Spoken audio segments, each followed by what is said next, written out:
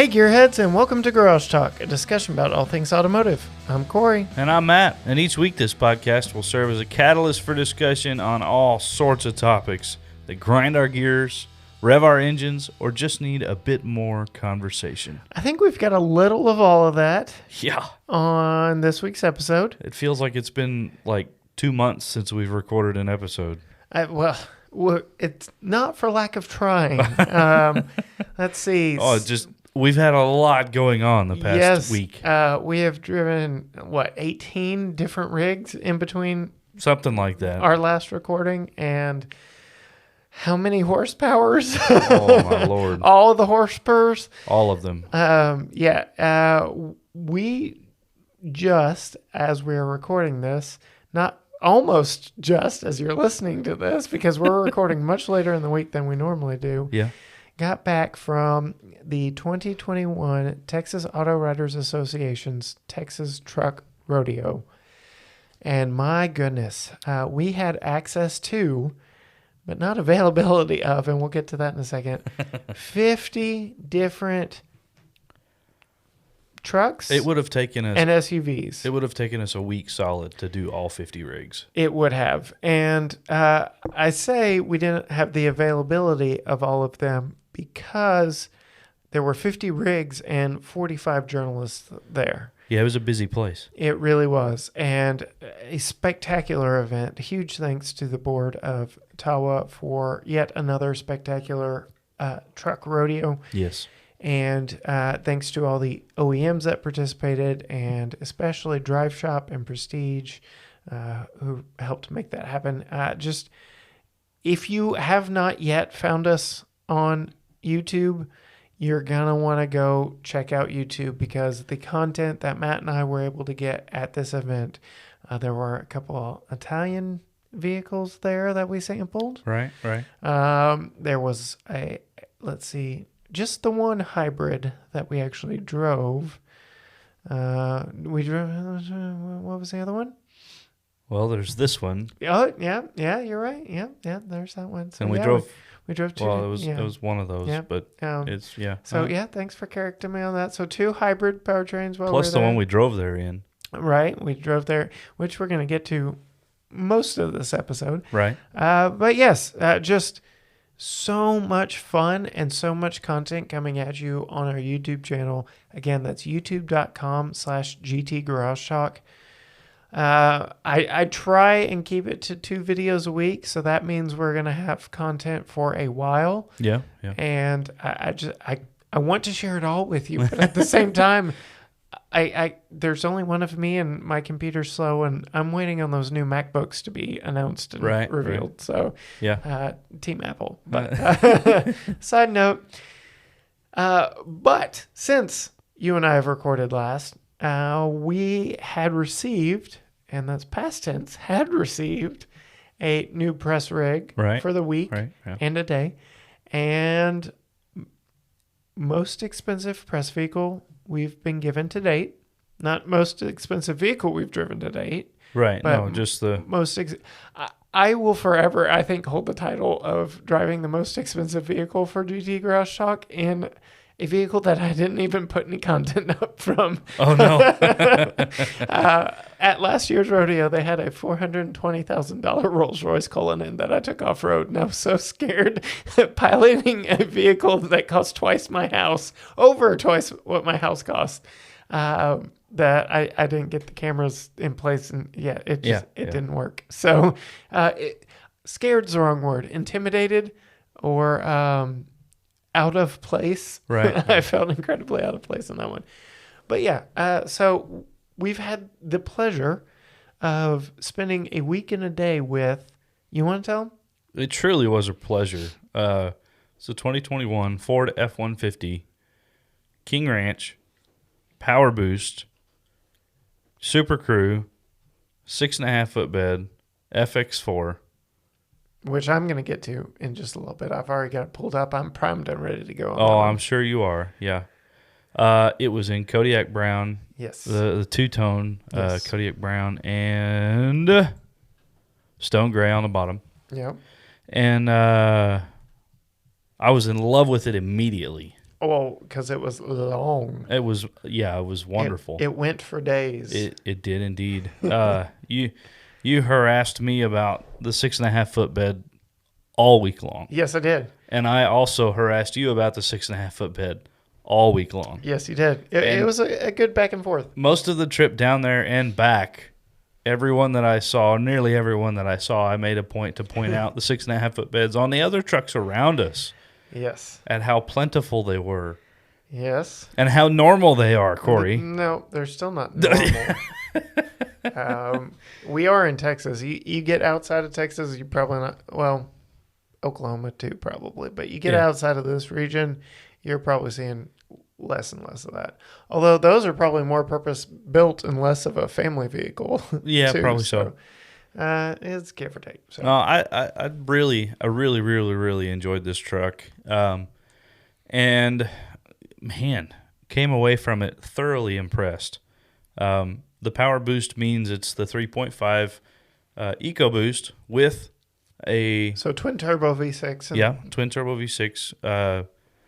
Plenty stout in its own right, this one between the Powerboost and the 10-speed auto had a little electric motor wedged in there, which made this one a hybrid, and it also meant that it had a built-in generator, which we tried to use. We did for a couple passes with the saw? Yeah. Just enough to film for Hollywood. And then it gave up. That was its own ball of wax, I'm sure we'll get to as well. But so I will put this disclaimer out there right now because press vehicles live a hard life. Oh yeah. Probably even worse than rental vehicles. I say probably because I've never worked a rental vehicle counter. I haven't seen what comes across, but I do know for a fact what journalists do with vehicles. On the regular. Yeah. So they live a very hard life. And when you get it matters. Sure. Because they live a hard life. And so some features may have been tweaked or it may need to go back into the shop, but because of the schedule that they're on, things may not be completely up to snuff. They are definitely not taken care of as if you truly paid the $77,000 for this one that I believe most people would. I made mention many times over the week, this is an old man's truck. This is, you called it the foreman's truck. Right. Yeah. You have worked your way up to this. Oh, sure. Yeah. Yeah. This is not the one that, 17 years old, had your license for a few months and you go out and buy a truck. This is. Yeah. And that being said, it's an investment and you would take care of it. You've got the payments pulled up on the screen over there. What's the payment? So just to lease it, a 36-month lease with, by the way, $7,500 down. Yeah. Is $782 a month. So $782 nears makes no difference. $800 a month that you're not going to be treating it like most journalists would treat it because journalists are trying to figure out everything about it in a very short period of time. Where journalists like us, we're trying to find the limits. We're trying to find where it works, where it breaks, maybe not where it breaks, but like where the limits are. We're putting it through its paces to figure out as much as we can in as short a time as we can. The things that it does well and the things that it doesn't do well. Right. Yeah. And so all that to say, they live a hard life. And when we're talking about this Pro Power onboard feature, we've got friends who got this press rig well before us, said it worked like a champ. I've seen this one make the rounds with several of my friends in Texas Auto Riders. And everyone has to do something, right, to test this feature out. I've seen extension cords run over fences and around houses and plugged into electric heaters and this, that, and the other. So all kinds of stuff. I know that it worked. Sure. At some point. I don't know at what point it became an issue, but for us, our experience with it, 20,000 miles into its life, something like that, stroke bus. It did, yeah. We have a great review of this truck coming out sometime in the future. Sometime in the next 6 months. Those 18 vehicles in between last week and this week have put a hitch in the original plan. But yes, we do have this video coming out. And we partnered with our friend from Remarkable Improvements to get a little action shots and picked his brain a little bit of some of the quote-unquote work truck features that Ford has baked into this. I struggle. I keep going to call it a ruler on the tailgate. It's not a ruler because a ruler is a foot. This is longer than a foot. I don't think it was a full yard, so it wasn't a yardstick. But the measurements on the tailgate. Yeah. There were measurements on the tailgate. There were clamp holds on the tailgate. There were pencil holders and all kinds of assorted little gadgets. So, we've got that review coming up. Again, another plug for our YouTube channel, youtube.com/GT Garage Talk. That will be coming out soon. We are in the process of playing 52 card pickup with all the video content we have now, and some of it is very time sensitive, and we're just playing to that. So, a little behind the scenes for you on how the YouTube works. Well, and a little behind the scenes on the truck ahead of the video coming out. So we hooked up with Mark from Remarkable Improvements. I love the name. And he brought out a chop saw rated at 15 amps. We even double checked everything. It should have all worked fine. All the good things. And we did. We cut a couple of 2x4s, or he cut a couple of 2x4s with it. Run with an extension cord, even at that, into the bed. Made the cuts, no problems. I'm just grateful I had the camera running on this too. And then we went back to do it again. And it quit working. Yeah, could not get it to work from that point forward. And so for whatever reason, it quit, and we never could get it to work right again after that. So we did spend about 4 hours with it that afternoon, shooting and filming and finding some different areas where we could take it and making Cory nervous, weaving in between trees, coming down hills and stuff like that. Threading that needle, yeah.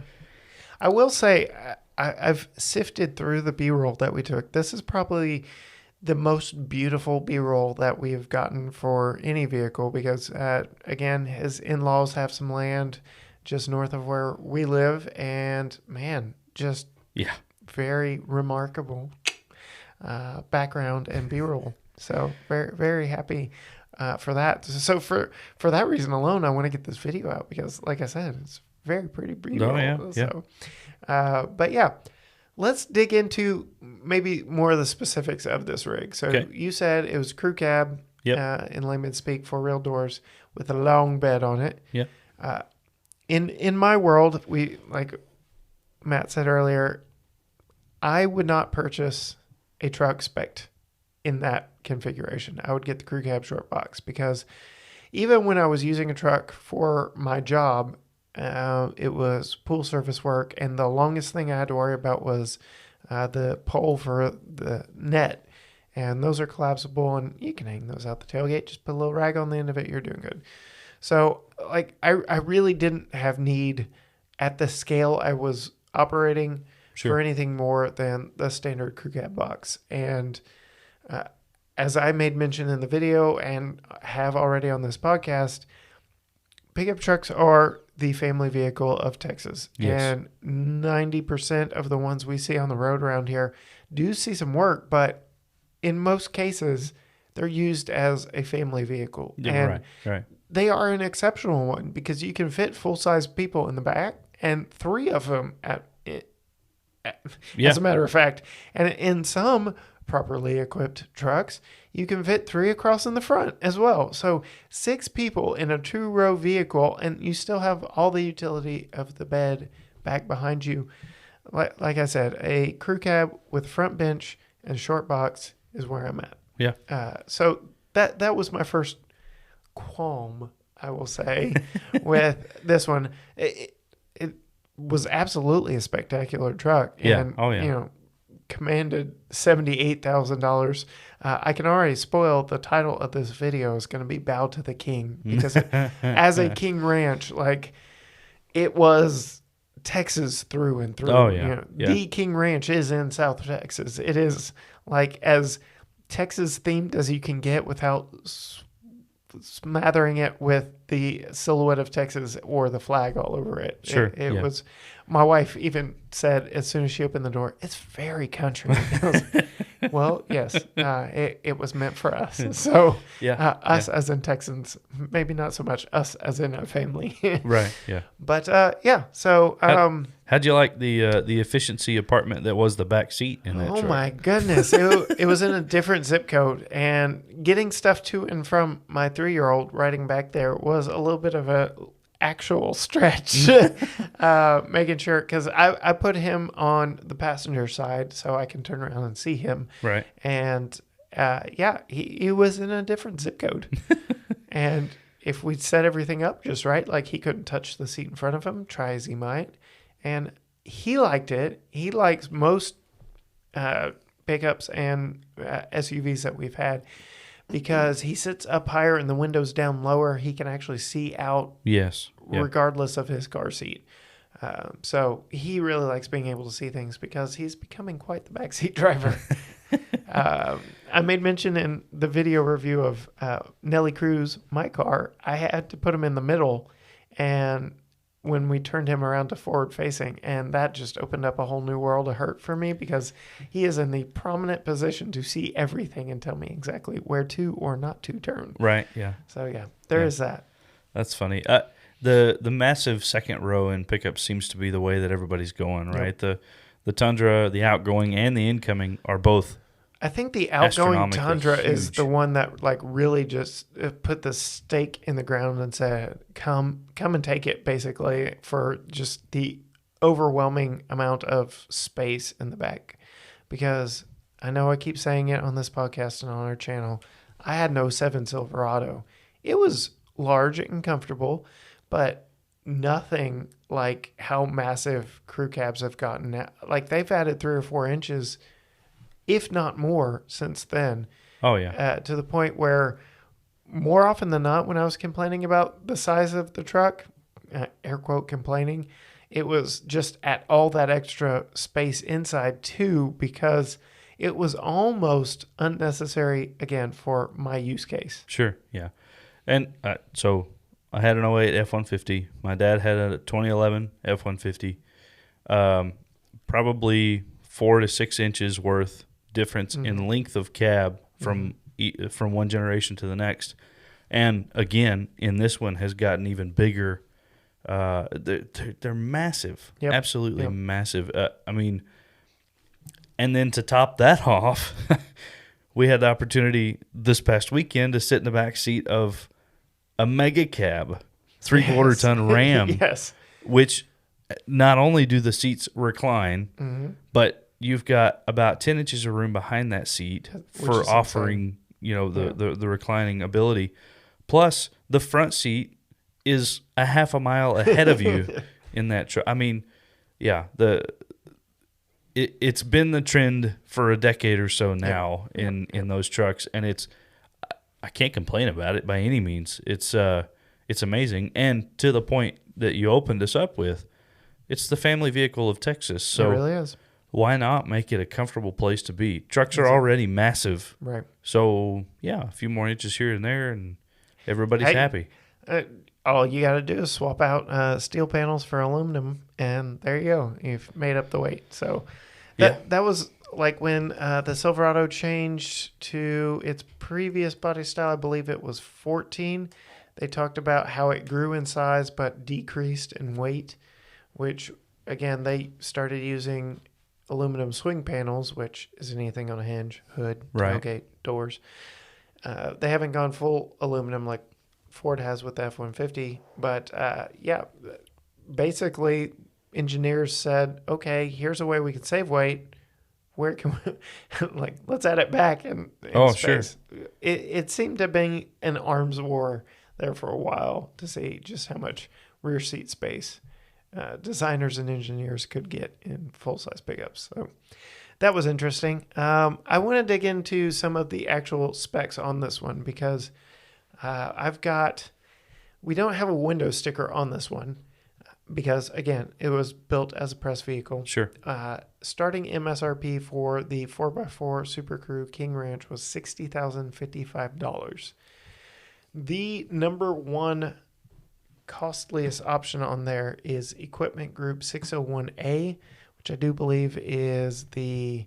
Well, no, it's not, because that's a separate option there. 601A high is the power tailgate. Okay. The multi-contour front seats with active motion. So that massage. Which is, the massaging seats. The B&O sound system. Which I liked very much. The power running boards. Which were actually very intuitive. And I appreciated them because I'm sure if I lived with it, it may have gotten a little annoying, but it uses the proximity sensor of the key.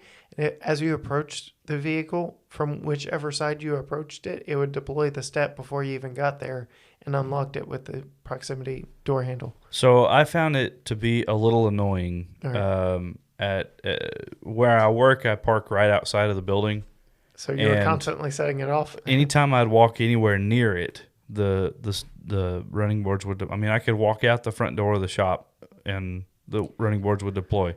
Or even one time, I locked the door, standing at the driver door, and walked around the back of the truck towards the front door. I had backed it in the spot, and when I got around to the tailgate, the steps deployed.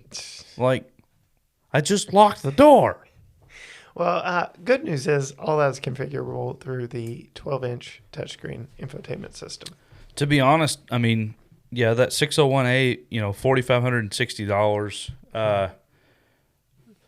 Those running boards are probably $1,500 themselves. The tailgate, which we discussed in the video briefly, is probably $3,000 or more by itself. So, 20-inch machined aluminum wheels, the B&O sound system. So, $4,500 for all that is really not that bad considering. Yeah, considering. So, but what I really want to talk about, what really grinded my gears on this one, I'm actually going to apply to all manufacturers because they are all guilty, because it's the wave of marketing in this segment. And that is the watering down of what used to be the sought-after off-road package. Sure. In this case, we had an FX4. Yeah. And Pirelli P0. Well, no, they weren't. They were Pirelli Scorpions. Scorpions, yes. Which are actually on this week's press vehicle, but more on that to come. But what really just grinds my gears on this is, okay, Crew Max, long bed, and tires that really have no business being off-road. I want to read what comes in the $1,000 FX4 off-road package. Okay. So it's got an electronically locking rear differential. Which is wonderful. Right, which should come in an off-road. A body side decal, because decal all the things. Sure. Well, it's like 40 horsepower easy. So. Right. I do appreciate what Toyota has started doing. They started on the Tundra. They trickled it down to Tacoma, and they said, okay, forget this sticker business. We're stamping it into the side of the bed. So that I'm not calling anyone out here by name, but I do have a friend that has a quote-unquote Z71 Silverado that he scraped off the 4x4 sticker to put on the Z71 sticker. Like, the sticker crew oh my, is out there. It is a thing. So, yeah, people will just go out and put these stickers on there because, I mean, in Texas, if you don't have the FX4, what are you even doing? Like, it's... So, yeah. Yeah. So, body side decal, floor liners. Which ours weren't the FX4 liners. They were the all-weather plastic liners. Right. Hill descent control, off-road tune, front shock absorbers, rock crawl mode, skid plates, and then, yeah. Which the skid plates are nice to have. So, yes, skid plates should be, hill descent control, that's good. But tires should be in that. Yeah. Off-road oriented tires. These were very much road cruiser tires. So I just tried to bounce around to a couple different tires here on this page, and if I select the all-season tires from the all-terrains, it tells me I need to remove the FX4 package. Yeah. So yeah. I'm wondering if these aren't the factory tires that came on this truck. The Pirelli The Scorpions? Pirelli Scorpions. I'm wondering if we ended up with, Secondhand tires? yeah. Well, I mean, the truck had 19,000 miles on it when we got it. So, as I said, the vehicle I'm in now has the same ones on it. It is also a 4x4. It is not an FX4, but it Right. has 8,000 miles on it and still has those Scorpion tires. So I do believe that is a Ford installed tire on that one. And I'm calling shame. Because you put Kerming tires, it doesn't matter what equipment. oh, Like, you stop short in the wrong department, Ford. Yeah.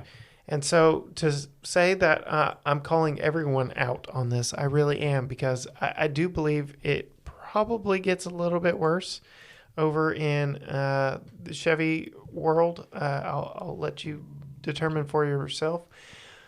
But so Chevy recently announced the ZR2 Silverado. And when they did, they said 30% of all Silverados sold of the current generation are Trail Boss models. Right. Another 30% are Z71 models, and then all the rest. So Z71 equipped Silverados are very much a thing. Here's what you get. Rancho shocks, which aren't the best, they aren't the worst. Right. Hill descent control, skid plates, heavy-duty air filter, the floor liners with the logo, bedside stickers, 18-inch wheels, but most people option on 20s. Shame. Right. And like it says right here, LTZ models include 20-inch all-terrain black wall tires and a Chevy Tech spray-on bed liner. So tires of adequate capability need to be the first thing on here, and it need not be something that can be optioned out. Oh, sure. Like, I would bargain that the truck that we had versus my truck, right, with the tires that were on the truck that we had versus the tires that I had on my truck, would do essentially the same thing. I had an open rear diff. Right. It was just the standard 4-wheel drive, but I had meat on my tires. Right. Like, they weren't street tires. So, like I said, that's like my biggest complaint with both of these rigs is it doesn't matter anything else on that list. Right. If you've got a tire that is incapable of helping all those electronics do what they were meant to do, like, sure. it is all a waste. Well, and we've seen it too, or I've seen it with videos on things like the G-Wagon and Land Cruiser and stuff like that, Land Rovers, where they come with 20-inch wheels, 21-inch wheels, 22-inch wheels sometimes, and these rubber band tires, and they've got locking front and rear differentials, they've got all these crawl controls and everything else, and they've got cheesy street tires, and that tire becomes the limitation of that vehicle. Hey Gearheads, we are coming to you again for our second annual car show. GT Garage Talk's Unlikely Heroes Car Show, presented by Car Wash by Kane at Hilltop Church of the Nazarene here in Tyler, Texas. Saturday, October 23rd, 2021, from 10 a.m. to 2 p.m., this car show will be unlike any other because we are celebrating the vehicles that do all of the dirty work of commuting us around day to day, but get none of the recognition. That's right. We want to see your daily drivers, your beaters, your cars missing body panels and parts, and the cars with warning lights lit up like Christmas on the dashboard. We will be giving out many different awards in different categories like biggest puddle left behind, most missing body panels, or even our $100 cash prize going to the winner of Car Wash by Kane's People's Choice Award winner. This year we'll also have a special addition to the car show, a Touch-A-Truck event for kids. This will be your kids' opportunity to get up close and personal with some big vehicles they may not get to see any other way. Fire trucks, patrol cars, and more. Entry to both events is free, but you must register your car if you want to be featured in our show and to be eligible for prizes. Registration is only $15, with a portion going to support a local charity. More information can be found at gtgaragetalk.com/carshow. We cannot wait to see you and your unlikely hero out at our car show.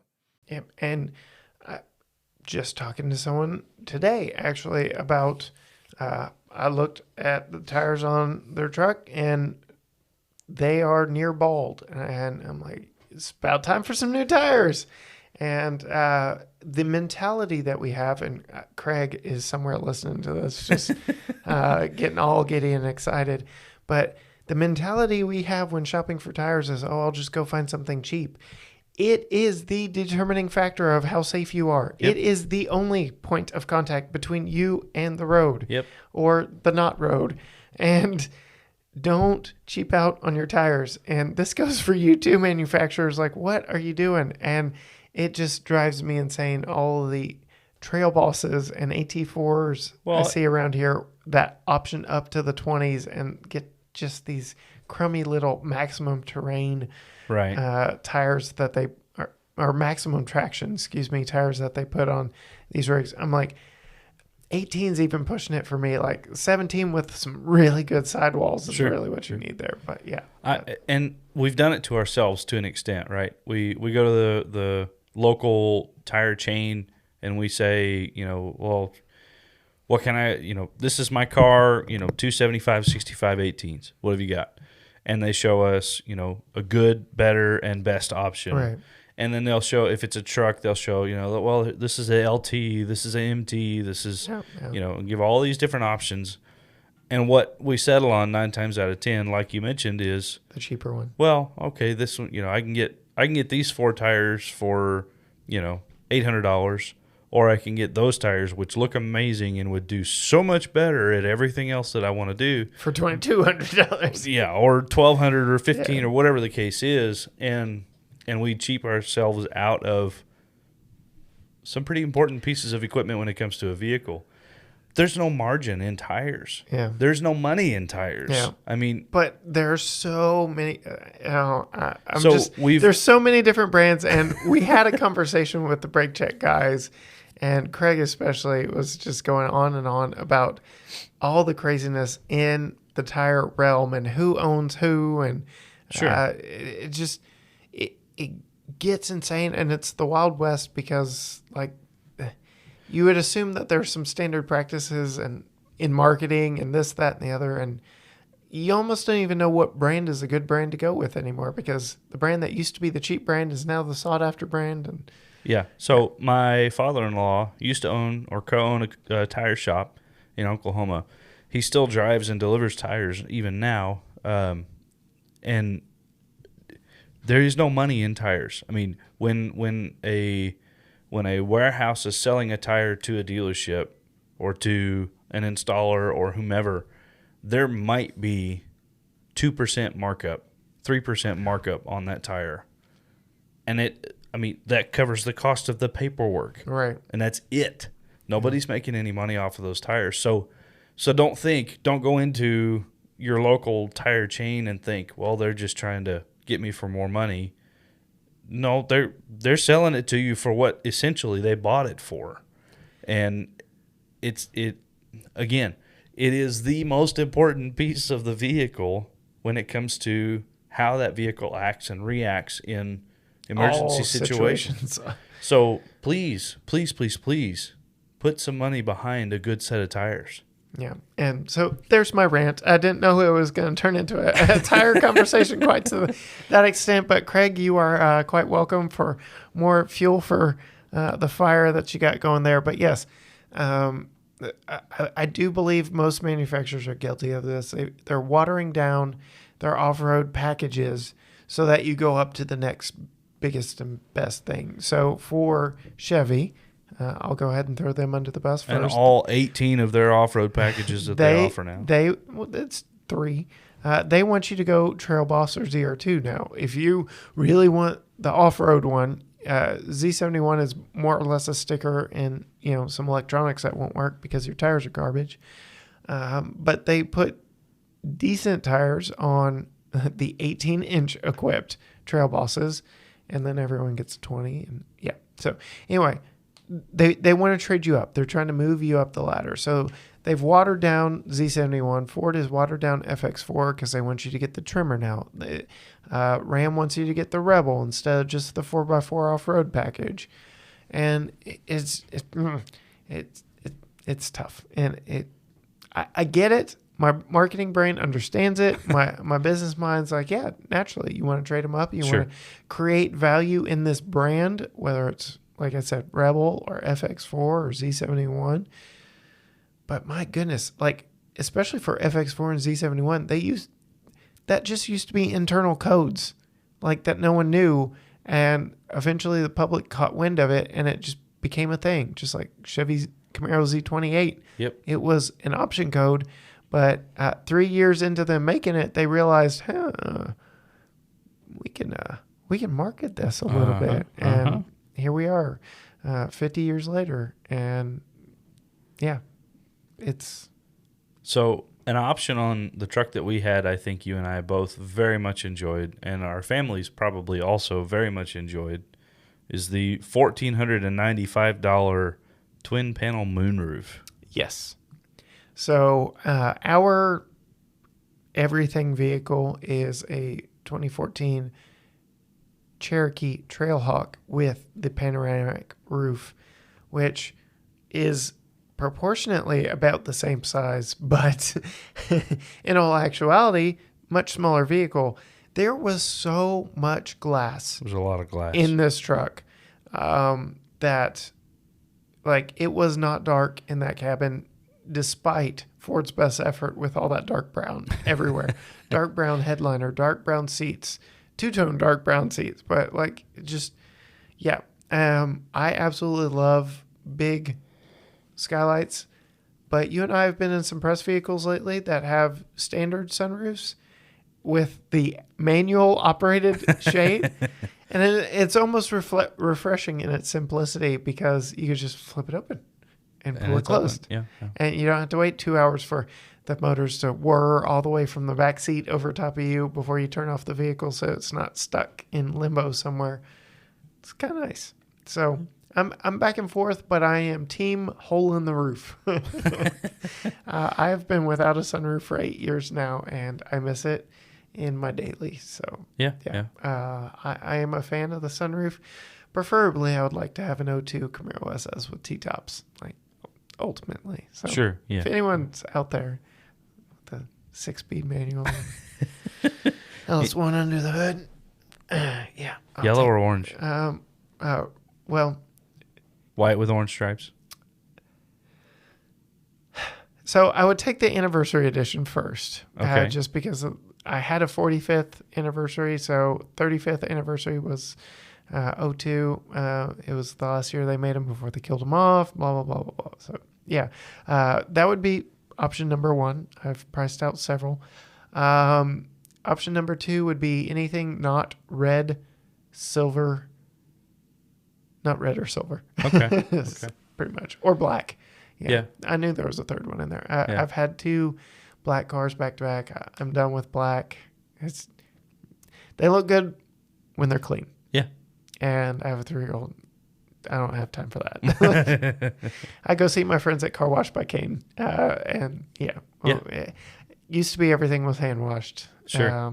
I miss those days. Swipe the card and sit there for a few minutes in peace so you can. Yeah. All right. So we mentioned this at the beginning of the episode. This is the work truck version. There were some features of this truck that made it a workable vehicle. One being the Powerboost, the onboard power. One being the multifunction tailgate, or whatever Ford's acronym or jargon is for it. I like that it was power up as well as power That releasing. was an interesting feature, yeah. And Chevy does it too. I appreciate it on both, because if you've pulled out something, you got your hands full, and you want to shut it and walk away, you can give it a hip, a knee, or whatever. You just kind of bump it up, and it grabs and goes. Yep. So that is, yes, very welcome feature. But, good old-fashioned flop it down, slam it shut, tailgate. Right. Not bad either. And a feature on the interior of this vehicle that was interesting. We'll get into the discussion with Mark a little bit too, from Remarkable Improvements, about what he thought about a few of these features, but the and I'm trying to find the official name of it. Interior work surface. Yes. Is that For $165. $165? So For a little electronic motor that folds down, a console-mounted shifter that shouldn't be there in the first place to get it out of the way. And then a top on the center console that flips open to make a nice flat working area. Love the idea. Hate the execution. Yeah, I mean, and that's kind of what it boiled down to. I think for Mark too, that so many of these features, these options, you know, he's doing all kinds of different home improvement, cleanup, all kinds of stuff like that, and really when it boiled down to it, they were all just kind of gimmicky. Yeah. You know, the clamp slots in the tailgate were probably the most useful minded aspect that he liked, but other than that, it was all just kind of. I'd say if it weren't for the power folding shifter, he would have been all over this one too, because it makes practical sense. Like the center console is big enough and pre-built to have hanging file folders inside. I know when I had a truck, I wrote all my invoices sitting in the driver's seat. It would have been nice to have a little bit more ergonomical layout, but I used my center console as my desk. I'm a lefty, so I really had to turn to make it work. But if it weren't for that folding shifter, like garbage nonsense, like a folding shifter that's not attached to anything. Right. It's all electronic. It's all, I mean, yeah, just put the column shift back on the truck and be done with it. Yeah. I think we're both on team column shift on that. So. Oh, yeah. No heated conversation there. Another one that we used once, we didn't really cover in the video. We did a quick live right after it was delivered, and I think that's the only time we actually used this feature, and that is the max recline driver and front passenger seat, which when they announced the 21 F150, I was like, oh, okay, yeah, that's interesting. So what it is, the rear of the seat back of the front seats reclines very far unto itself. So there's one aspect of it. But as you get further down, if that's all it did, there would be a big hump in your back because of just the pivot points of everything. Right. So the seat cushion actually raises up at the back to make a level surface with the back of the seat so that you have got a nice flat laying surface. Yeah. And it's the foreman's truck. He's going to go out to the job site, use Max Recline. With that limo tent on all the windows. Yep. It's a Powerboost, so it's essentially hybrid. The generator motor will come on when needed, but he just leave that air cranked, ventilated seats. Heck yeah. That is not a bad place to take a little power nap or real nap, as the case may be. So we went out to dinner one of the nights that I had it before we left town, and we went out to a local pizza place, and we all ate too much pizza because it's pizza and it's what you do. But my wife, we got back in the truck. My wife laid the seat back almost as flat as it would go. And I put the truck in reverse, and bells and whistles start going off and all kinds of stuff. It was please return passenger seat to the upright position. Like, there was a certain sweet spot in there that it did not want that seat laid out while you're in motion. It's so flat that if you came to an abrupt stop, you'd slide right under the your seat belt. Yeah. It would not be a pleasant experience. Nope. So, that's interesting anecdote that I didn't know about. But, it's pretty wild. Yeah, and then you and I went and put hundreds of miles on it. I'm actually going to see here when we turned it in just how many we had on it. It's pretty close to 1,000, I think. Yeah. Not quite that far, but it was pretty close to it. Wow, that's... And the interesting thing, too, so driving this truck around town and in hybrid mode, I mean, it was basically always in hybrid mode, but it had 6 or 7 different drive modes. Mm-hmm. There was a performance mode or sport mode. There was a tow haul. There was eco. There was normal. There was a rock crawling mode. There was a mud and sand. I think one or two other ones as well. But we tried to keep it on eco while we were tripping down to Austin and back over that weekend. But just in normal mode, driving around town, I did not notice when the truck would shut off, but I did notice often when it would come back Yes. on. And again, speaking to the use and abuse that these press rigs see, I think that was a part of it. But the 1-2 skip that became a 1-3 shift on this truck made for a few Herky issues. jerky. Yeah.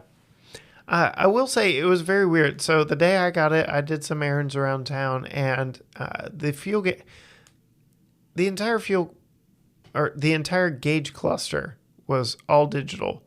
And I think, especially for the full size pickup market, they leaned in a little too heavy on the digital aspect, because the only analog aspect was unmarked tach and speedometer.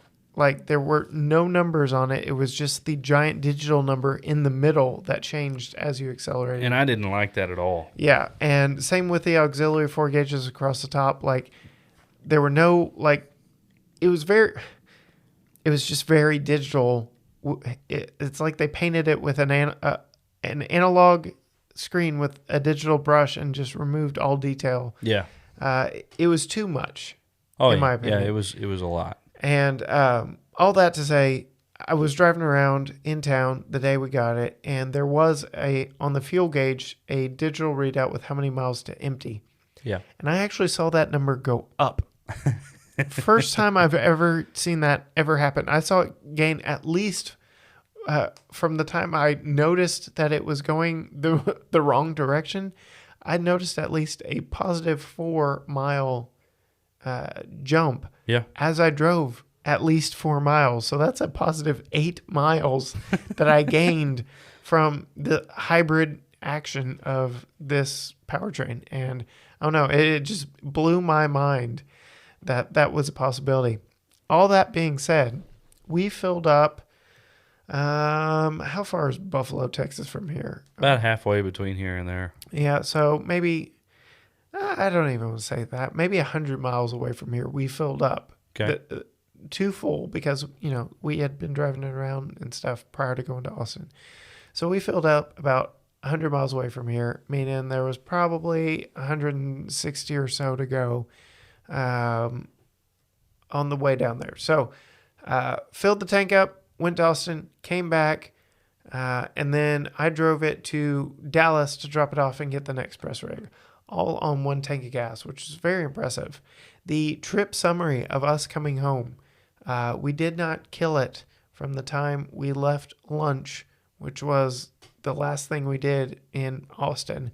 And I've got right here, I can't say engine on time, but vehicle on time, 5 hours and 6 seconds, a total of 261.5 miles, of which 23.9 of them were all electric, which were either in high traffic areas or decelerating it off right. and kicked into. But it hardly, when cruising, would kill the actual engine under the hood. 20.8 mpg, which, again, prior to us getting close to our destinations, was hovering around 19.9, 19.8, something like that. Yeah. So take that how you will. We had 4 people in it, 3.5 with my 3-year-old son, and all of our gear for a weekend trip. And yeah, 20.8 mpg over 261 miles. Impressive. I think there are other ways to get to that number than a puny, not right sounding twin turbo V6 with augmented engine noise. Yeah. And the hybrid motor. So I don't know. There are several ways to skin a cat. This is not the way I would approach the setup. I would agree. I mean, we were, when I was driving it, I was setting the cruise at 75 and 80 and just letting it go.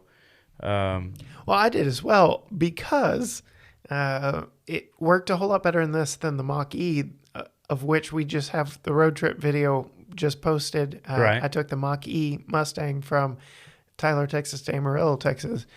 I discovered a feature that Ford calls intelligent cruise control. So there's cruise control, Right. adaptive cruise control, intelligent cruise control. Right. Cruise control is you set the speed, it's going to do that until you hit something and kill it or Right. whatever, or you hit the brake and turn it off, whatever. Good old-fashioned cruise control. Adaptive uses radar sensors, so it keeps a preset distance.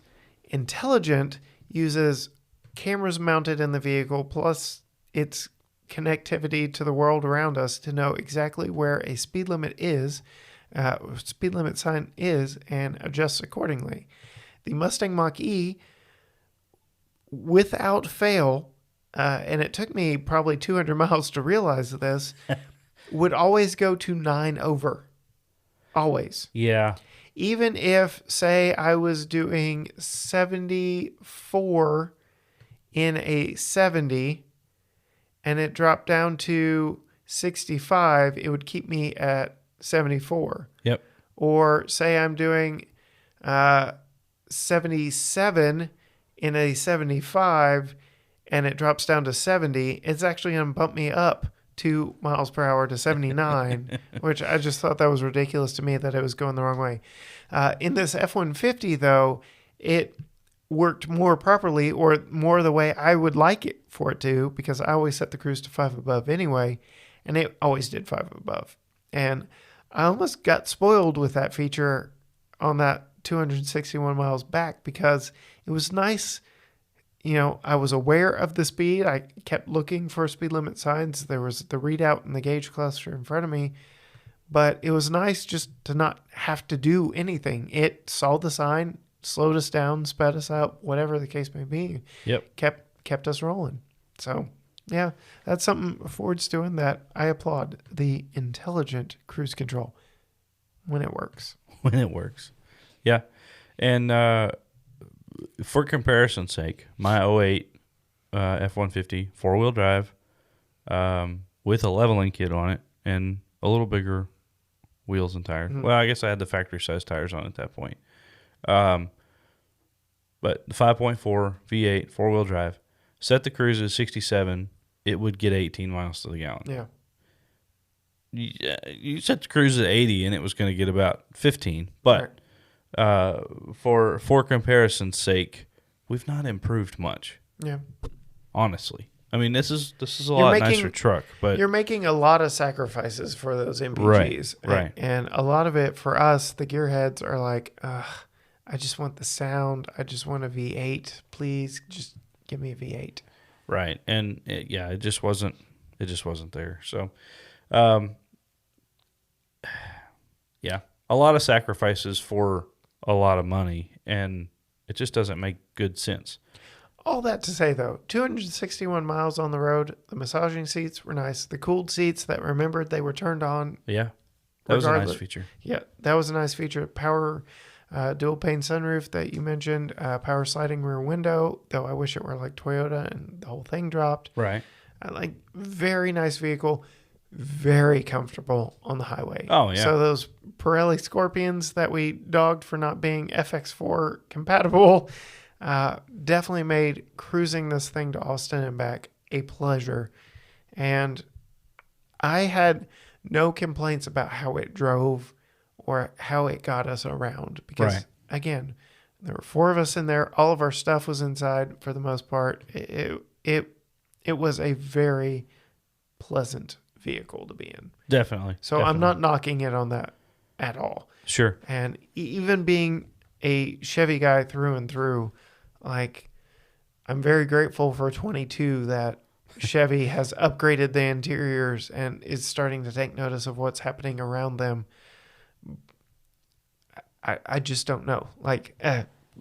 We can go on and on about how I'm becoming a cheapskate now that I've got 2 paid off vehicles and truck prices are just astronomical. Sure. But yeah, it's becoming a tougher question to answer what I would buy given a blank check. Well, and to that point, I think both of us came away with and understanding that this would not be the one we would buy. Yeah, this wasn't made for us. We're not the foreman. This is not the truck spec'd for us, nice as it may be. Sure. I would even argue that handed a blank tech, it still wouldn't be the one I would buy. Right. Same for me. I mean, there's plenty of other options out there that are optioned more like what I would want that aren't $78,000. For $17,000 less, I could have gotten that Power Wagon that I really fell in love with at the Texas Auto Riders truck rodeo. $60,000 for a 2500 with a 6.4 V8. Yeah. Worn winch up front, solid axles front and rear, disconnectable sway bars, electronic lockers. 10 miles to the gallon. Yes. The cab lights, the giant lifted suspension, the just macho, don't care about anything attitude. Oh, yeah. Yeah. It had a long bed too, but proportions were right. So, yeah. See? It wasn't a long bed. It was just a 6.5 foot bed. Was it really? Yeah. Well, 6.5 foot for a crew. Yeah. So you don't have any problem with a 6.5 foot bed on a 3/4 ton, but you have a huge problem with it on a 1/2 ton. Yes. It's the same cab, same bed. The proportions of it just make more sense when you lift it up. Jack that thing up in the air. I'd say the same thing about the Gladiator, which does not have a long bed, but the proportion of look just wrong until you lift it. And then it's like, oh, okay, that makes sense. Oh, goodness. But yeah, I can go crew cab at 6.5 foot bed all day Right. on a 2500 or a properly lifted pickup of any variety. So there you have it. Cory wouldn't have it because it had a 6.5 foot bed. I wouldn't have it because... No, I wouldn't have it because of the $77,830 price tag. Oh, yeah. But That too. there are other ways that I would spec a truck and other ways I would spend $77,000. Sure. And that's just the reality of where we are right now. But yeah, let us know. Sound off to us. If you follow us on Facebook and Instagram, let us know in the comments of the thumbnail of this episode. How would you spend $77,000 on a pickup truck? Keep in mind that last part, on a pickup truck. Yeah. Because there are definitely many ways to spend $77,000, but how would you spec out your rig? And what do you think of the crew cab 6.5 foot bed option? Is that where you're going, or are you going for the 5 foot bed? So let us know.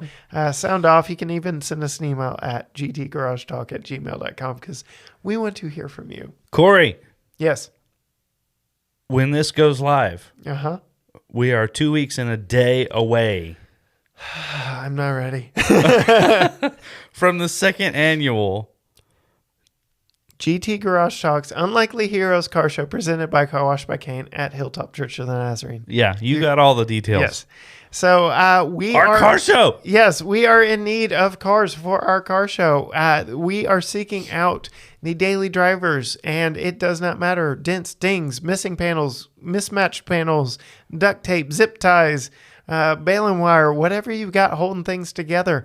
We want to see your car in our show. We want to see you pre-register because Car Wash by Kane, our title sponsor, is giving away free washes to the first 15 people that sign up after they had posted that. So we are still looking for people to sign up for our show so that when you come to the show, there are some things to see and check out.